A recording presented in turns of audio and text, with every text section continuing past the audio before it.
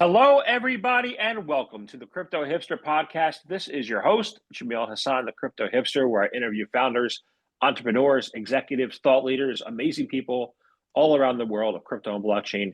And today I have another amazing guest. I have the CEO of Brickken, Edwin Mata. Edwin, welcome to the show today. Hi, hello. Thank you very much for having me here. Excited to be in your podcast. I'm excited you're here to join me today. This is awesome.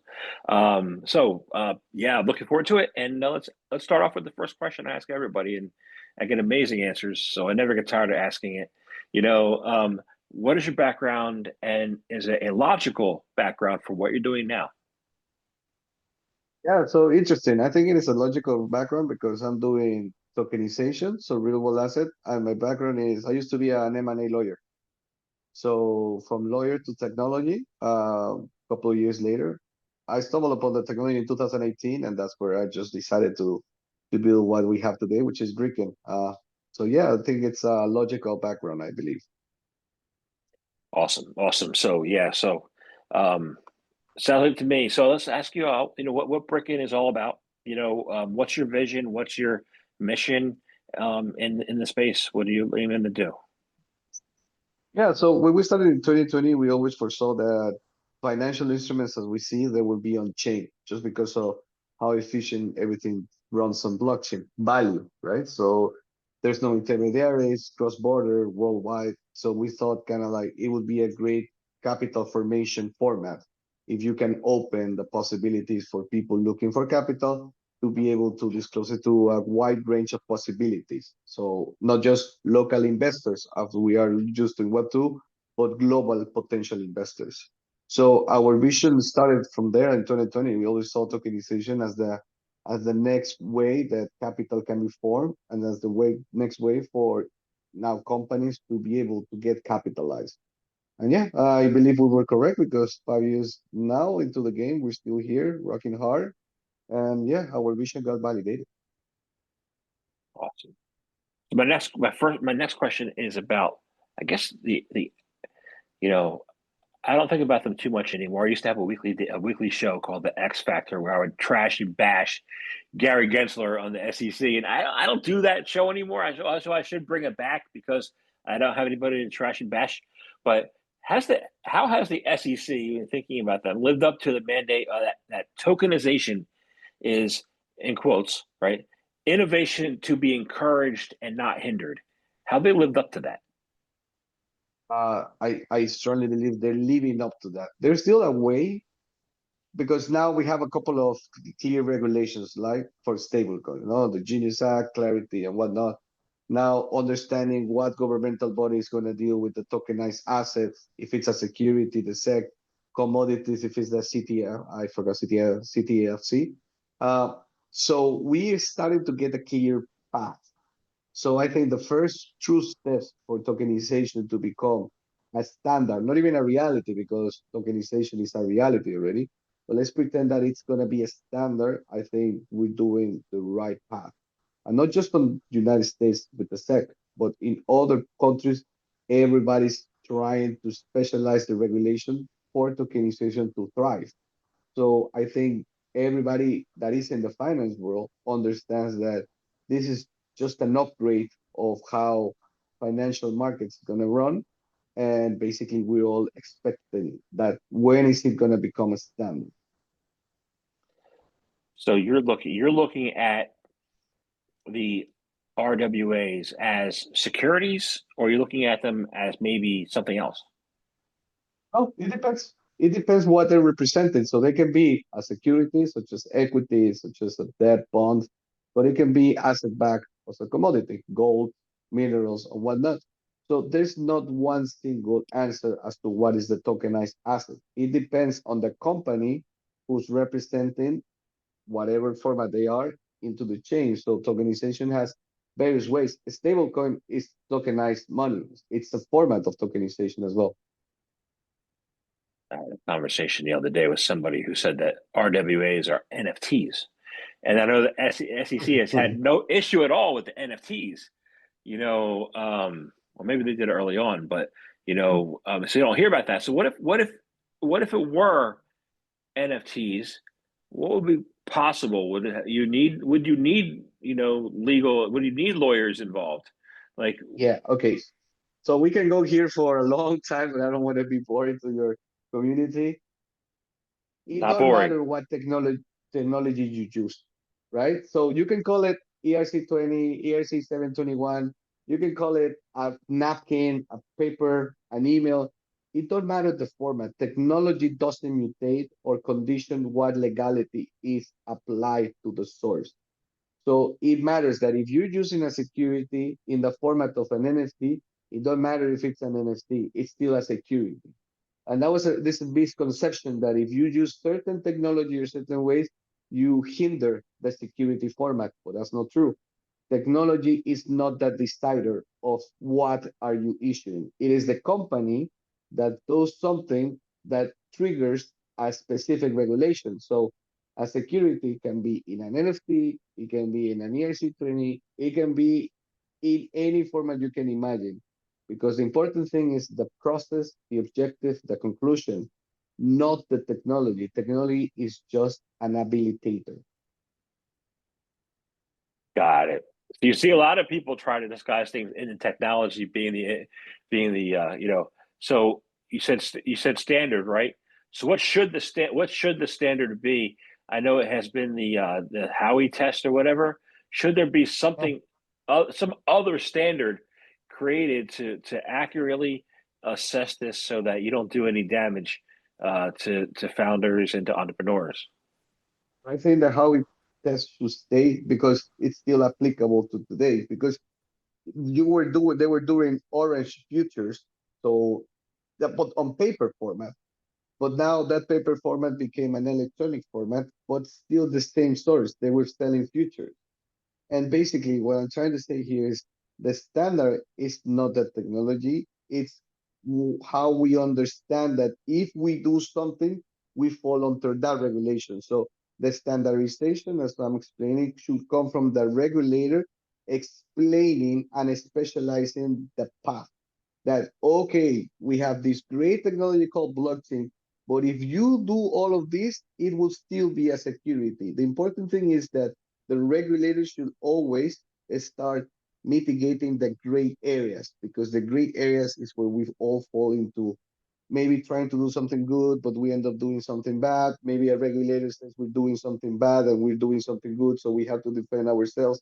So the whole problem with the legislation, it's always a gray area. So standardization comes from a regulatory point of view where they put the path and companies understand that it don't matter how technology or company or jurisdiction or person or entity, what matters is if you follow this process, you are doing this. Got it. So that what you said makes sense to me. So very good. Hey, thank you. Okay, yeah, Oh, my years of experience of lawyer trying to explain so many things. But I mean, it's like you said, it has to be logical. That's the purity of it.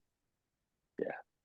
So let's talk about something logical, more logical.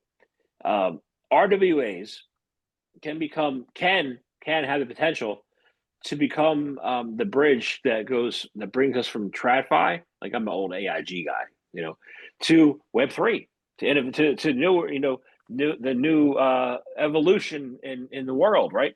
So how can RWAs become that bridge that brings us, forward? Okay, now obviously I'm biased because of my company and the sector, but I strongly believe stable coins without a hand is kind of like the best use case, and it will always be the use case because it allows everything else to thrive. You digitize money and you allow now in this technology to transfer money and whatnot.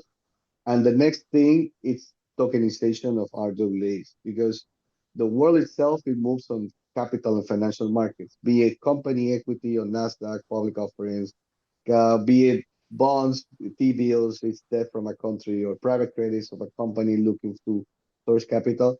So if you have money that now runs on blockchain, and now you have all of these finance needs, which on Web2 run the world, and you put it on Web3, it's just natural and it's logic. So now you have the money, and now you have the capital generators. So RWAs is by default the next big thing in blockchain because it's actually what moves the world. And we don't even know, for example, just so we see the density, we don't know how many trillions of locked value are in Web2 because there's not a measurement.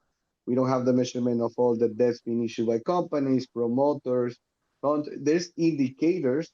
Nasdaq is an indicator of public money or public valuations, but not of private valuations. Now, slowly putting these things on blockchain, we're opening new markets and new points of value. So this is going to be interest. Just the single sector of private credit can be 100x the current trillion cap of cryptocurrencies. So we have to understand how much value can be unlocked with this technology. I have a couple follow-ups there. Well, first, yeah, I mean, yeah. So I'll ask you about this because I asked you about the institutions. So when I ask you, if tokenization were expanded to subject matter experts and startups, how would that look, and what's your role in making that a reality? I'm sorry, I actually, could you repeat your question? Sure. We looked at tokenization, from TradFi to Web3, but what if RWA tokenization expanded to subject matter experts and startups, right? Well, how would that look, and what's your role and potential role in making that a reality too? Well, our role here in Brickken is to put in that possibility of companies of using the blockchain rails for the capital formation easy and accessible. We are allowing them to use the technology through a plug and play. So we're facilitating for them to use tokenization as a possibility. That's kind of like our role here. It's not telling them what is the best way. It's us allowing them to choose from a variety of options because capital for capitalization it's getting more complex, right? So you're a startup, very few VCs. If you are trying to build I don't know, a real estate skyscraper, only two banks. The capital is expensive, and in some countries it's even more expensive. So what tokenization does is just adds a new lane of possibilities. Not telling you you're going to be successful. It's going to tell you that at least you have a new option versus you still have all your other rest of options, but now you have a new option, which is cryptocurrencies, which is worldwide, which is stablecoins, which is all of these things that are being formed in the blockchain. So what we're trying to achieve here is just for startups or real estate or gold miners, it don't matter the asset class, is for them to understand that through the use of this technology, not telling them to be successful, but I'm giving them more possibilities to achieve successfulness. I like that. I like that. So, and I do have a follow up there too. So let me go back. Let me go back to SMEs, and you said validators. We don't have validators, to show authenticity or success, or And I saw an article, and I think I agree with it, in China about influencers. They said that China wants their influencers in finance, medicine, law to have college degrees and advanced certificates in order to say anything online. For China, to Sorry, me, sorry. that makes sense. In the U.S., we have freedom of speech, but I think I agree with it for China. I don't know if I agree with it for the U.S. market, but it makes sense. So, what do you want to find out? What your thoughts on China's path is, and how would that affect and be applicable to other countries? Yeah, so I mean, I here think it's more about the trust foundation, and right now everybody became a source of trust, unfortunately.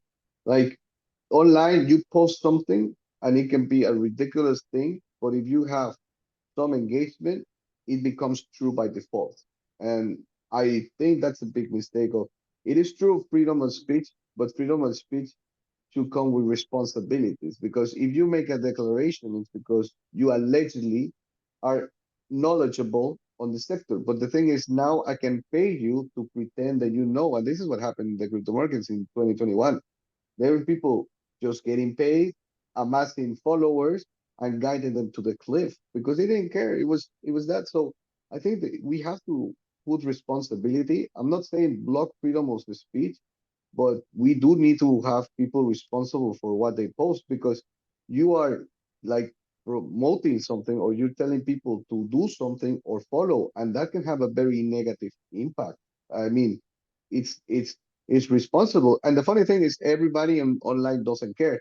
But you go to a bar and you don't hear somebody telling you, "Oh yeah, by like." It feels like we're protected because online it don't matter, but nobody acts the same way offline than online. So imagine going to a pretend up doctor. Like you go to a hospital that is not a hospital and you see a pretend up doctor, you go in, it's, oh, you got cancer. Now give me $10,000 and you're out. That would be a scam. But online, it don't matter. We have this guru who's not a doctor and said like, oh, if you drink tea every morning, you're gonna get your cancer cured. And somebody reads that and it's like, oh, I don't have cancer anymore because this alleged doctor told me that every morning I should drink tea. Like it's the same, kind of like not saying China is good. I'm just validating a point of perspective, which is very hard to understand what is the right or the wrong. But I do feel like whatever we do online or offline, there has to be a degree of responsibility. I agree. I agree. Yeah, that makes a lot of sense. I mean, they say that in crypto, 99.9999% of the KOL, the opinion leaders are paid shills. I guess I'm in the 0.00001% that's not, which is okay with me. I'm glad I'm talking to you today. But I do have a college degree, a master's degree. So, and with that master's degree, one of the things I understand is derivatives. And Well, I know in BlackRock, a lot of like some of the focus around BlackRock and other financial companies are on blockchain, right? But a lot of the emphasis is on derivatives. Now, when are we going to start tokenizing derivatives, and what would that open up? Because that market is a heck of a lot larger than any other market. yeah. So I hated derivatives in college. That's kind of like something I couldn't do. I was studying economy. I switched to law because I derivatives course kills me. It's like I'm not doing more math. So now that we're doing now this organization, I mean, it's just another financial instrument. I think all of this is going to end up on the chain. But it's not because, oh, now I love tokenization and doing to blockchain. It's just because it's a better technology to do settlements, swaps, conciliation. It's just because of the embedded characteristics that blockchain has by default. It makes these kind of transactions better. And obviously, because there's possibilities of you not having to rely on intermediaries, siloed information where it has to go trigger, pick up the data, go to another point. Here, all of this can be in instantly because it's an open layer. So derivatives, futures of everything that we see in Web2 is going to be built on Web3. And since we are doing something in a new technology, probably we're going to start creating even new financial instruments because derivatives did not exist that well on paper. It was more of a technological leap. So maybe on this one, there's going to be created new forms of financial investment or products just because it's a new technology. So it's going to be interesting to see where do we land with all of this. Yeah. See that to me excites me more than people saying that stable coins are the killer app. If stable coins are the killer app, then I'm like I picked the wrong industry. No, I mean, what do you agree that stable coins are the killer app, or do you think there should be much, much, much, much more, possible? What are your views on the stable Yeah, coins? I think stablecoins it's a tool, but it's not the app. Kind of like it's just like this is what I don't understand with people. Kind of like is the world the killer app the USD? No, USD is an enabler for people to do business, investments, transact. It's value. It's a tool, but the killer app probably will say like it's internet because it allowed applications to be built on top. So in blockchain, stablecoins is not the killer application because if there's only money there and no applications and no anything, so why would you use that? Kind of like you need to put that tool to work. It's an enabler to create killer apps. And are we building a killer apps? I think right now we're on the best iteration because 2021, a lot of people were like metaverse, NFTs, and hiding kind of like the true things that could be built. And now as the maturity of the technology and the know-how around the world, it's actually building the applications that use the best of the tool stable coins for them to generate an application product that is actually gonna soon become a killer thing on blockchain. Is it being built? I cannot say, but we're definitely guided towards that being built. Yeah. And if art has been around for thousands of years, the metaverse is like 50 years old. AI is like over 100 years old. And now everybody's saying it's all new. Right? It's not new. It's new. It's being newly enabled. Completely. So, um, so what we're trying to do here is we're trying to work on mass adoption and have the whole world be on chain, right? So Always. how will the expansion of retail access toward inclusion, being included, contribute to making investment opportunities available to everyone in the world? So that's a very, I wouldn't say difficult, but it's very kind of like theoretical, kind of like you want to build something that everybody uses. And I think the first thing that you have to do is forget about the technology and focus on the user experience. Something as simple that a lot of companies fail to understand. Kind of like people don't use people want to use the product, but to give them the accessibility, they have to understand the product. And one thing we have done in blockchain very badly for the last, I would say, 7, 8 years, is we complicated things on names, on access. Maybe the technology had to mature for it to add, but we alienated everything. Kind of like staking. Why nobody call it a deposit? Like you put the asset here, it accrues a yield. It's a deposit. Somebody had to come with staking and farming and liquid state. Like I think the first like how we're gonna adopt this is stop pretending that we're creating a new world, start understanding we're doing an upgrade on an existing world, and start using the same terms and not just the same terms. A flow that people understand, because sometimes you go deep into DeFi. Sometimes I have complications because you have to get the LP tokens, then you have to move to a staking vault, and then the vault you get some, and it's like, why do I have to do all of this? Like I understand the concept because now I'm deep, but the first time I had to do all of that, I was clicking with a lot of fear. It's like I don't even know what I'm doing, but I'm following the rules. So it's kind of like those will never work for the rest. And because us in blockchain, we feel like, oh, but it's easy to understand. It's like we have a higher intellect on technology just because of how hard we have put the minimum that we have to understand and redo. But a lot of other people will not have the time nor the patience to try to even understand, because some people just like 50-second reels. That's how much effort they're gonna put into their conscience of doing something. So I think the first thing for adoption is for us to reduce the friction, which is language, accessibility, and then the whole application to be clean, simple, and not go into all of this weirdness. Nobody likes Yeah. So what year did you come into crypto? 2018. 2018. Okay. Well, you didn't happen to have a chance to get into the early yield farming rooms at all, do you? No, no. No, I stayed away from Jillian till like 22, huh? Because I Okay. was too complicated. Not maybe it was maybe now I find it simple, but at the time, I remember I was like, I'm not doing any of the things that I'm doing because I don't understand half of it, and I like to do things that I fully understand. Yeah. So the yield farming rooms back in 2021 was a crazy. It was like complex math on top of complex. Like, what are you even doing here? You know, I Yeah, tried to understand it and I couldn't. And I'm like, it's wild stuff. You know. Um, so we got I it. think So I that was the agree. time when they call it the food protocols. You had like the jam, the burger protocol, and there was all like DeFi on top of DeFi. And I remember my Twitter being flooded with kind of like food emojis because everybody was building something around it. The sushi swap was born there, but sushi swap turned into Dex.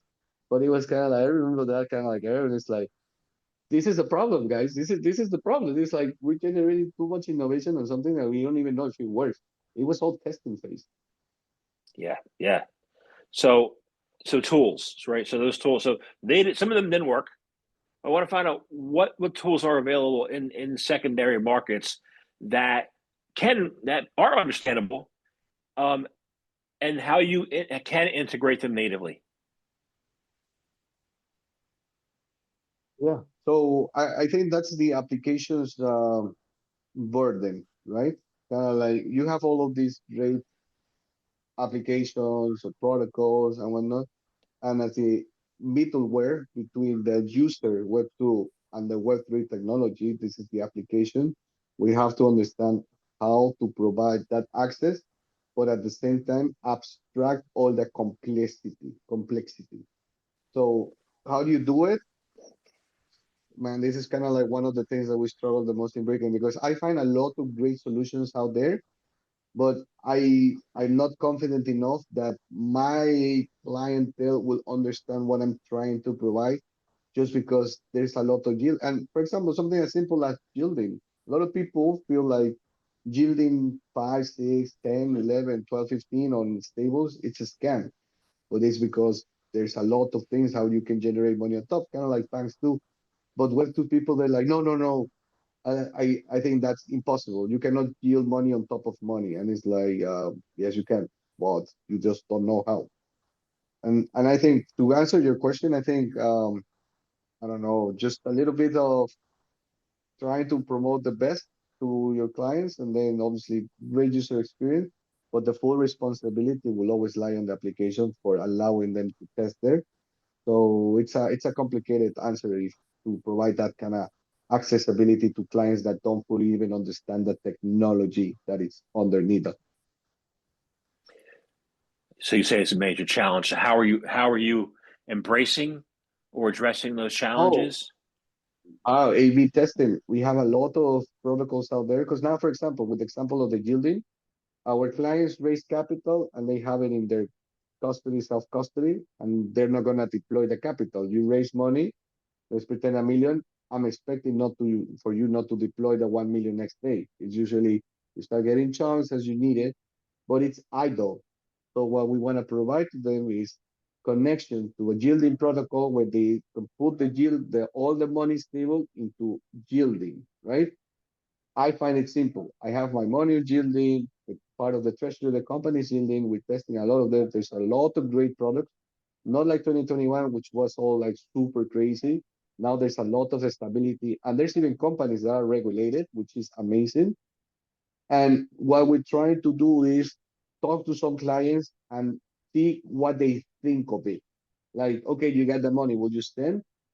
A lot of clients are like, no, why would I send my money? It's like, no, no, it's my money. So even though it's a great addition, some are still reticent of believing too much on that technology, because in the end, this is a tech layer. You don't go to the bank, the regulated entity, to write the money. You deposit the money into a scroll contract or smart contract, which is for them it's kind of like, but that would never work. See, it's weird for me to explain things to them at this level. Yeah, I love yield, or at least I loved yield in 2022 when I put my money on Celsius when they were offering me certain, double-digit yields on my crypto, which ended up being disappeared. But now I think the seeking of yield is a little safer than it was, back a few years ago. So, what innovations have enabled it to be safer, and something that can be given to clients without them having the fear of losing their deposits. So I have a very simple answer to that. The people building the yield products today, a lot come from TradFi. So a lot of TradFi people, and I see it when I go to events, kind of like Token 2049 or whatever.